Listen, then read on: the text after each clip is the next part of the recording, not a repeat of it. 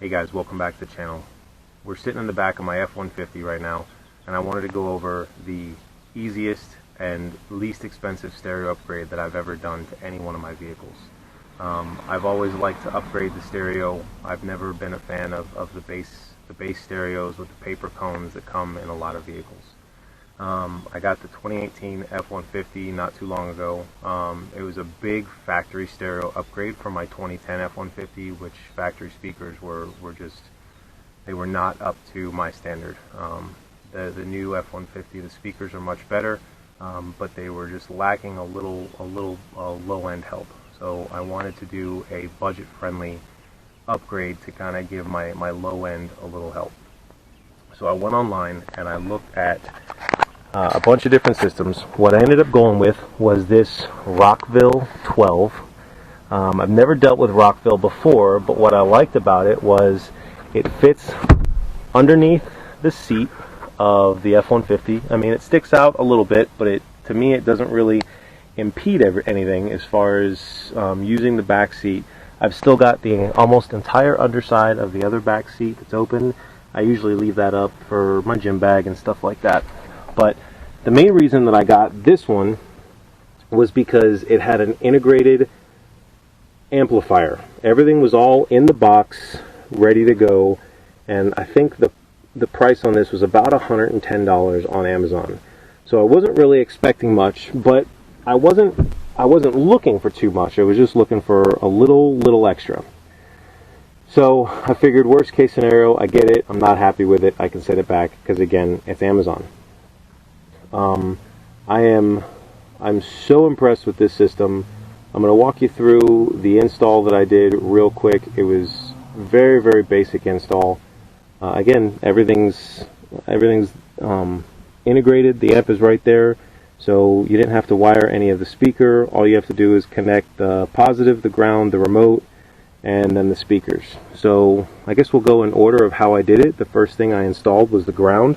The ground I just ran back here, and actually, I don't know if you can see that, but there's my ground wire. Comes to one of my speaker brackets right there. Put it right under there, made sure that there was good metal connection on that one, and it worked really well. Since I'm sitting back here anyway, a lot of people, if you go to the F-150 forums, if you're looking to do this specifically on an F-150, a lot of the guys on the forums, everybody talks about doing the forescan tool and activating an auxiliary wire that's hidden in the floor underneath the driver's side. I didn't really want to get involved with plugging in the forescan tool and messing with my vehicle's programming, plus that plug was really difficult for me to get to. So I went with the high-level input option, and it was, again, insanely easy. So at least on the F-150, now high-level inputs you can do on any vehicle. On the newer F-150s, all I did was remove this panel. I didn't even remove it, I just slid it out of the way, and as you can see, I've tapped into the brown yellow wire and the white green wire. I don't remember which is positive and which is negative. Let me see if I can see on there. I'll add it to the notes. I'm not 100% sure off the top of my head. When I edit the video, I'll put it in there. So that's for the left hand side, and then on the right hand side, same thing, and just a quick easy tap into the wires that are in here. So this side is brown and blue, and brown and white. Those are the high-level inputs that you've got to tap into for the factory rear door speakers. And again, that just snaps on like that, and that's all it took to tap those wires, was moving that little piece of plastic out of the way and then snapping it back in. Now, the remote wire has always been a challenge for me, but on this truck, it's, again, way easy. So there is a fuse panel up here, and actually, you're not going to be able to see it that well, but the top left fuse on the F-150s is actually labeled in the panel as spare.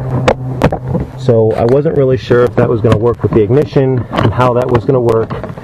That spare fuse is exactly what I needed. It is, I forget the amperage, I think it's a 20 amp fuse, and it is ignition controlled. So as soon as I turn off the key, that goes off.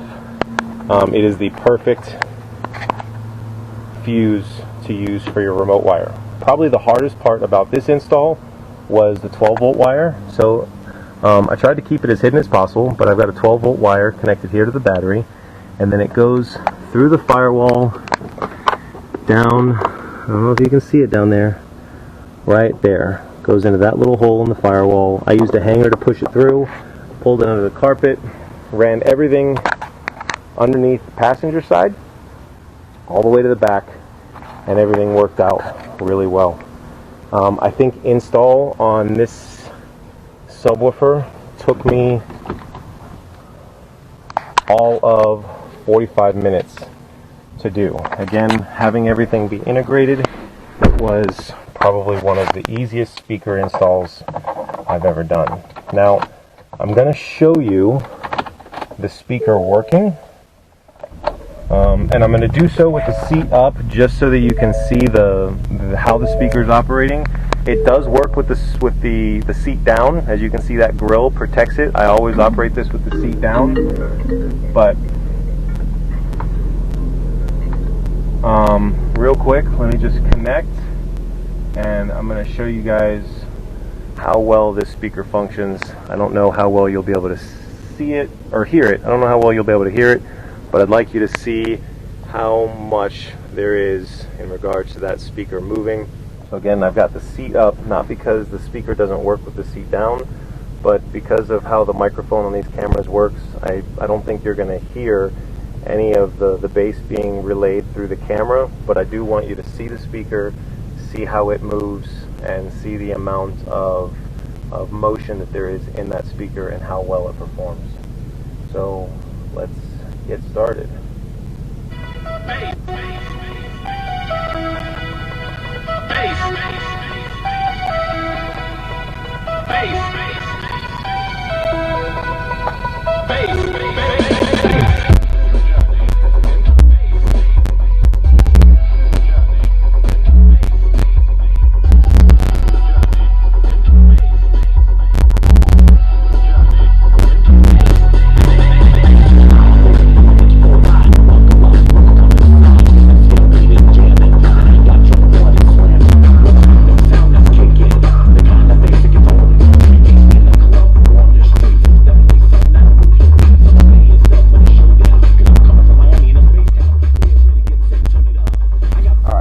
I don't typically listen to it that loud. The other nice thing that this speaker has, it also comes with a little bass remote. So I've installed my bass remote down here under the wheel, so I always have access to, if I want to turn up the bass a little bit, I can just reach under and turn my volume up or down. Like I said, for $100, without a doubt, the easiest stereo install I've ever done, the fastest. And I've never had, I mean, I've had two 12-inch Infinity Perfects in the back of an older Mustang. I've had competition class 12s before, and for the price point, I cannot tell you how thrilled I am with how this sub has performed, how versatile it is. Like I said, I listen to all different kinds of music. I usually listen to country when I'm going to the gym. I usually listen to either rock or hip hop. My wife listens to a lot of 80s stuff. Having the bass remote, I can turn it up as loud as I want or down to completely off, just sitting here in the front seat. And the speaker does really well. It'll play extremely high bass at very low frequencies. It's actually playing a low frequency right now. I don't know if you guys can see that.